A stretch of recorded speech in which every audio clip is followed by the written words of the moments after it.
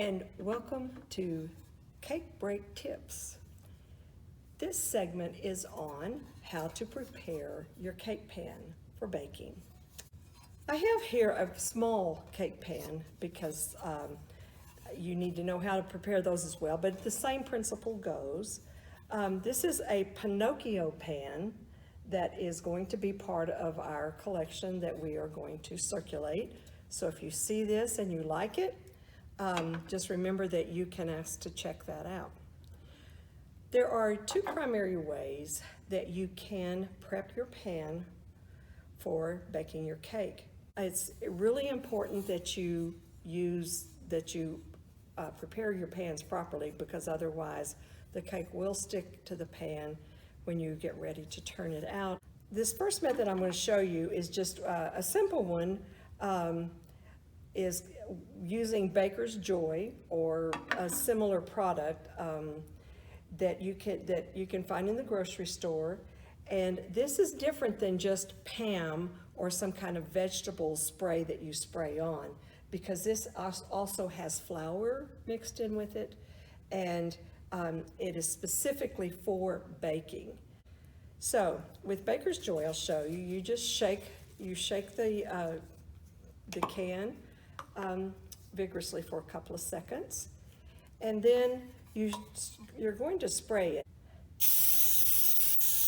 And I'll show you what that looks like. So this you want to make sure that you cover all your areas. Now, one thing that you also may want to do, it's what I do, is I set it aside for about 4 or 5 minutes, and then I come back and I spray it again. And I take a paper towel or napkin and I just wipe the edges of this, because this spray has gotten onto the edge of the cake pan, and when you're baking it, the heat will tend to make it brown, and then it's harder to clean the pan.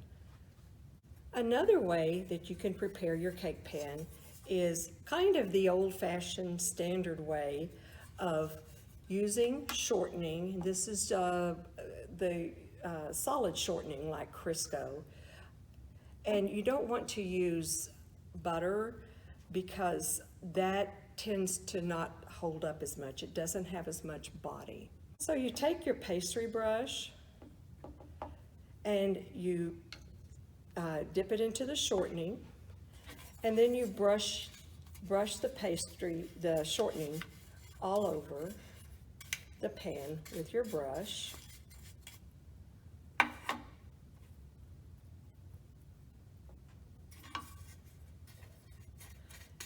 You want to make sure that you cover all the indentations of these character pans, because otherwise the cake will stick to those indentations, and then you won't be able to turn your pan out, or if you do, you'll still have some of the cake sticking to the pan. So this is what you're looking at here. So you will just brush the shortening around. And if you don't have a pastry brush, you can just use your fingers. I'm going to now take flour, just regular old flour, and in a regular sized cake pan, it would take about 2 tablespoons of flour. But since this is smaller, probably a tablespoon or so. So I've just put the flour in there, and I'm going to just tamp it around the cake pan.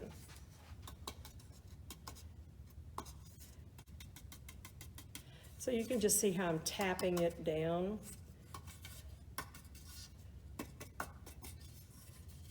Just to get a nice solid coverage.